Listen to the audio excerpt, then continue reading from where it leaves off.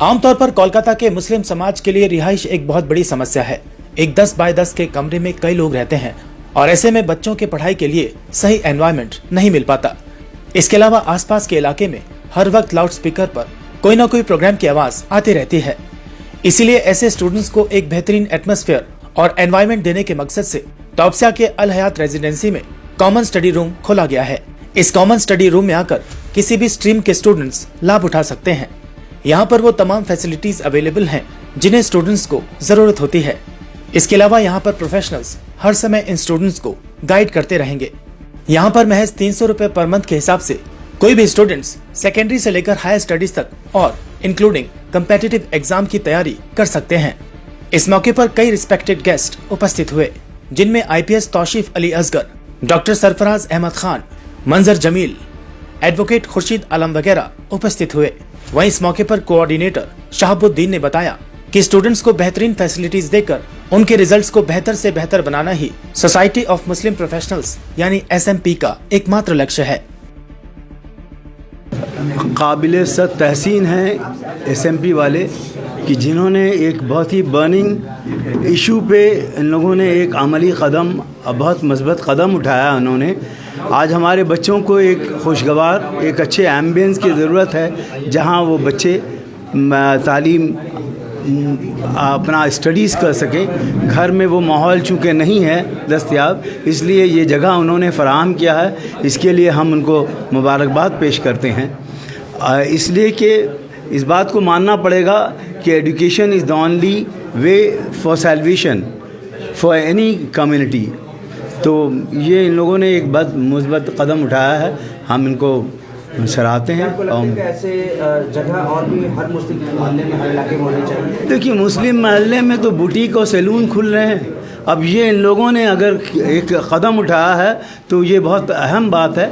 और इस तरह की चीज़ें हमारे इलाके में रसायल, जरायद, जर्नल्स, बुक स्टोर्स नहीं मिल रहे हैं। हमारे यहाँ गोश्त की दुकानें हैं और फास्ट फूड है, मोमोज़ हैं, पिज़्ज़ाज़ हैं, यही हो रहे हैं हमारे यहाँ। तो ये अगर इन लोगों ने कदम उठाया है तो ये हम उनको मुबारकबाद पेश करते हैं। इसलिए कि किसी भी मिल्लत या किसी भी कौम की फलाह जो है तालीम पे ही बहबूद है। अगर तालीम से वो नाबलद रही तो वो कौम कुछ दिन बाद पस्ती में चली जाएगी, तनज़ुली का शिकार हो जाएगी।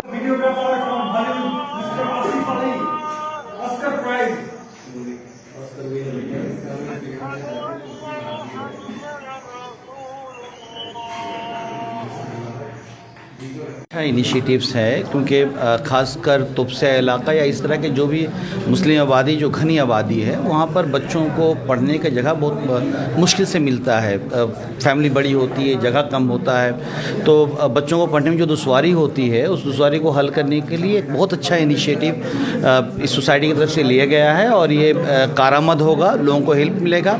और दूसरी बात है कि जो पढ़ने वाले मुख्तलिफ फील्ड के बच्चे हैं, जब वो एक साथ पढ़ते हैं तो वो आपस का डिस्कशंस से भी उनको वो रास्ता मिलता है। और तो ये एक बहुत अच्छा इनिशिएटिव है और इंशाल्लाह इस तरह का और भी काम होना चाहिए।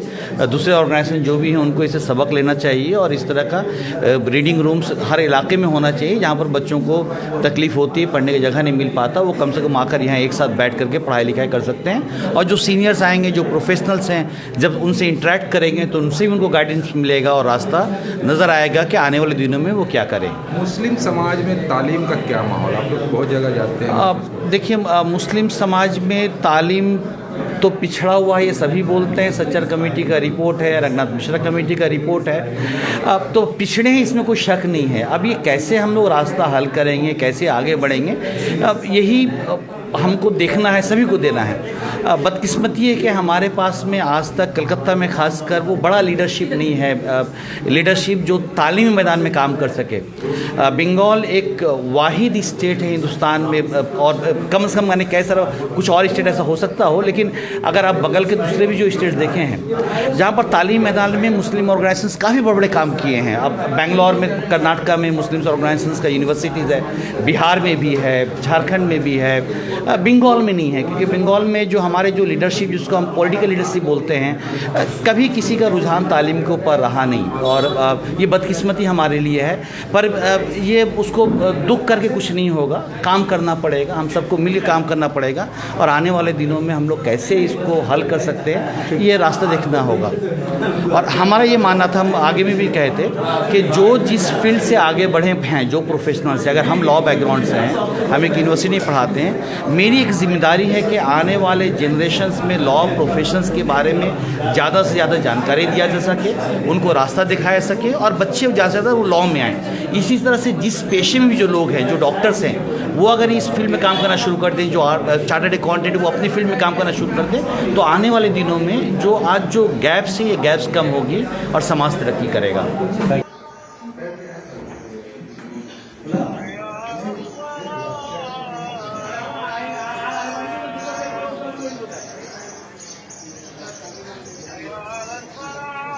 देखिए, जो स्टडी रूम का जो ज़रूरत है, ये हमारे सोसाइटी में आप हर एक स्टूडेंट से पूछ लीजिए तो वो सबसे ज़्यादा रिक्वायरमेंट अगर है तो वो माइनॉरिटीज़ मुस्लिम पॉपुलेटेड एरियाज़ में ही हैं, क्योंकि हमारे इसमें 2-3 रीज़न्स है। नंबर 1 रीज़न्स ये होता है कि हमारी ज़्यादातर पॉपुलेशन जो है वो बिलो पॉवर्टी लाइन है, या इतना अफोर्ड नहीं कर सकती है कि एक सेपरेट रूम उनको दिया जाए जहाँ पे वो स्टडी कर पाएँ। तो पॉपुलेशंस भी ज़्यादा होती है, हर एक फैमिली एक इस तरह का 1 चाइल्ड फैमिली तो है नहीं, 2 और 3 चाइल्ड फैमिलीज होती हैं, और उनका रूम इतना स्पेशियस नहीं होता है जहाँ पे वो सेपरेटली स्टडी कर पाएँ। उसी में उनको लिविंग रूम में ही उनको बहुत सारे डिस्टर्बेंसेस होते हैं। इसके लिए एक कॉमन स्टडी रूम होने की ज़रूरत है। सेकंड, दूसरा है कि हमारे एरियाज़ में नॉइज़ पॉल्यूशन काफ़ी ज़्यादा है। आप यहाँ पे देखेंगे कि डिफरेंट आजकल साल में 12 से ज़्यादा ऐसे ओकेशंस होते हैं जहाँ पब्लिक प्रोग्राम्स होते हैं with loud speakers and all, जिससे उनके लिए, और वो इर्रेस्पेक्टिव कि वो एग्ज़ाम का टाइम है या नॉन एग्ज़ाम टाइम है, तो इसके वजह से उनका घर पे भी वो विदाउट नॉइज़ वो लोग पढ़ नहीं पाते हैं। तो इसलिए ये ज़रूरी है कि एक स्टडी रूम हो जहाँ पे नॉइज़ पॉल्यूशन से फ्री हो।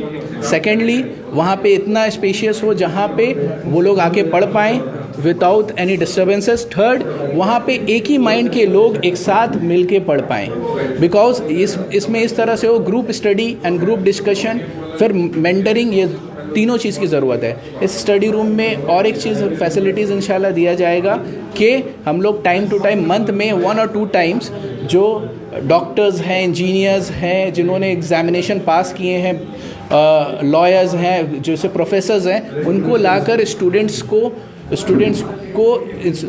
मोटिवेशन करना, गाइडेंस करना, उनकी क्वेरीज़ को सॉल्व करना, उसके लिए भी इंशाल्लाह इंतज़ाम किया जाएगा स्टडी रूम।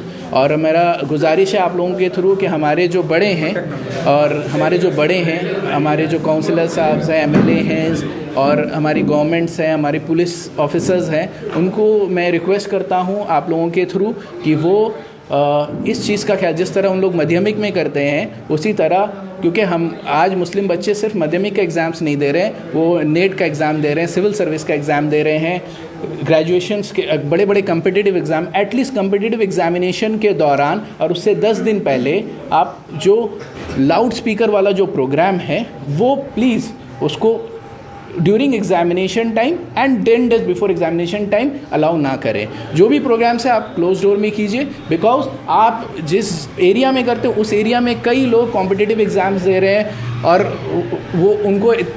वो पढ़ नहीं पाएंगे और वो क्लियर नहीं कर पाएंगे। तो इसके लिए रिक्वेस्ट है कि आप उसको इंतज़ाम करें इंशाल्लाह। अच्छा, ये कॉमन स्टडी रूम जो है ये बेसिकली एक वेलफेयर प्रोग्राम है। एक कॉमन स्टडी रूम एक इंफ्रास्ट्रक्चर हम लोग प्रोवाइड कर रहे हैं, जिसमें कोई भी स्टूडेंट जिनके पास पढ़ने के लिए जगह नहीं है या फिर डिस्टर्बेंस है उनको, तो वो ये जगह को यूटिलाइज़ कर सकते हैं इंशाल्लाह। यहाँ पे स्टडी ही मोटो है कि लोग यहाँ आकर के पढ़ें और पढ़ के एक्सेल करें इंशाल्लाह। इसके लिए क्या कोई फ़ीस वगैरह देनी? इसके लिए देखिए ऐसा कोई फ़ीस नहीं, लेकिन एक नॉमिनल चार्ज जो मेंटेन करने के लिए है 300 रुपीज़ पर मंथ। इस तरह का कुछ बेसिक सा चार्ज है जो कि मंथ में which is like 10 rupees per day. So it's not difficult for anyone to timing क्या रहेगा? टाइमिंग यहाँ पे 10 बजे सुबह से 9 बजे रात तक अभी ओपन है। फिर डिमांड के बेसिस पे ये टाइम को इंक्रीज़ भी किया जाएगा इंशाल्लाह। एक स्टूडेंट मैक्सिमम कितना वक्त तक यहाँ तक टाइम स्पेंड कर सकता है, पढ़ सकता है? अभी तो 11 आवर्स एक स्टूडेंट यहाँ पे स्पेंड कर सकता, लगातार एट ए स्ट्रेच वो पढ़ सकता है। कितने स्टूडेंट्स हो सकते हैं यहाँ पे? यहाँ पे मैक्सिमम जो हम लोगों का कैपेसिटी है वो 40 स्टूडेंट्स को कैटर कर सकते हैं इंशाल्लाह। आप लोगों ने लड़कियों के लिए भी एक अलग जी, लड़कियों के लिए एक अलग जगह पे इंतज़ाम हो रहा है, उसका अनाउंसमेंट हम लोग जल्दी करेंगे, लेकिन अभी जो है ये मेल के लिए ये जगह रेडी हो गया था तो इसको हम लोग स्टार्ट करेंगे। बेसिक यहाँ क्या स्टडी करेंगे, कौन से स्टूडेंट्स आएंगे यहाँ? यहाँ पे बेसिकली जो कंपटीशन की तैयारी कर रहे हैं या किसी भी तरह का एग्ज़ाम है या नॉर्मल स्टडी भी कर रहे हैं तो आके अपना टाइम यहाँ पे स्पेंड कर सकते हैं विदाउट एनी डिस्टर्बेंस। आइडिया है कि तोपसिया जैसे इलाके में या पार्क सर्कल जैसे इलाके में बहुत डिस्टर्बेंस और नॉइज़ वगैरह होता है, तो एक अच्छा जगह चाहिए जहाँ पे वो बैठ के सुकून के साथ पढ़ सकें, फोकस कर सकें, कंसंट्रेट कर सकें। बुक्स भी प्रोवाइड करेंगे आप? देखिए, बुक्स के लिए हम लोगों के पास कुछ बुक्स जो डोनेटेड बुक्स हैं नीट के लिए या आईटी के लिए या फिर कॉमर्स के लिए, तो वो सब अवेलेबल रहेगा, तो जो यूज़ करना चाहें यूज़ कर सकते हैं, इसमें कोई ये नहीं है, लेकिन हमारा फोकस है कि एक इंफ्रास्ट्रक्चर देना। गाइड भी आप लोग करेंगे? हाँ, गाइडेंस के मामले में हमारे पास चूँकि ये SMP है, सोसाइटी ऑफ मुस्लिम प्रोफेशनल्स, तो हर तरह के लोग इसमें, हर फील्ड के लोग हैं, तो डिफरेंट राउंड द ईयर हम लोग डिफरेंट फील्ड्स को ले करके एक गाइडेंस प्रोग्राम करते रहेंगे इंशाल्लाह। What is the reason behind it? Reason यही है कि कम्युनिटी का अपलिफ्टमेंट हो, और जो बच्चे पढ़ना चाहते हैं लेकिन उनको जगह नहीं मिल रहा, सुकून नहीं मिल रहा, तो वो आकर के आराम से, एनवायरनमेंट नहीं मिल रहा, तो यहाँ पे आकर के वो उस एनवायरनमेंट को कैप्चर कर सकते हैं। प्रोजेक्ट सक्सेस होता है, क्या हम लोग एक्सपेक्ट करें कि और भी कलकत्ता के मुख्तलिफ इलाकों में आप जाएंगे? इंशाल्लाह ज़रूर, जहाँ पे भी डेंस पॉपुलेटेड एरिया जो भी होता है वहाँ पे बेसिकली ये इस तरह की दिक्कतें होती हैं, तो इंशाल्लाह पहले यहाँ पे हम लोग एक्सपैंड करेंगे। अभी 40 सीटर है तो हम इसको 400 सीटर बनाना चाहेंगे इंशाल्लाह। वो बनने के बाद फिर हम लोग दूसरे इलाके में भी जा सकते हैं। लड़के कैसे जुड़ेंगे आप लोगों से? ये तो आप लोग उनको इन्फॉर्म करेंगे, मीडिया वाले इन्फॉर्म करेंगे, और जो हमारे जान पहचान के लोग हैं वो वर्बली भी इन्फॉर्म करेंगे, कोचिंग सेंटर्स वाले इन्फॉर्म करेंगे इंशाल्लाह। এটা তো খুব বেসিক নেসেসিটি, এরকম রিডিং রুম তো প্রত্যেক এরিয়াতে হওয়া উচিত, প্রত্যেক মহল্লায়।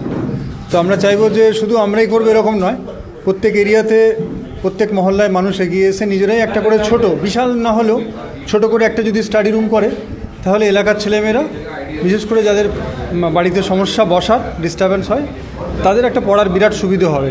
এটা কিন্তু একটা বড় কাজ হবে আর কি। খুব ছোটোভাবে অনেক বড় কাজ করা যায়।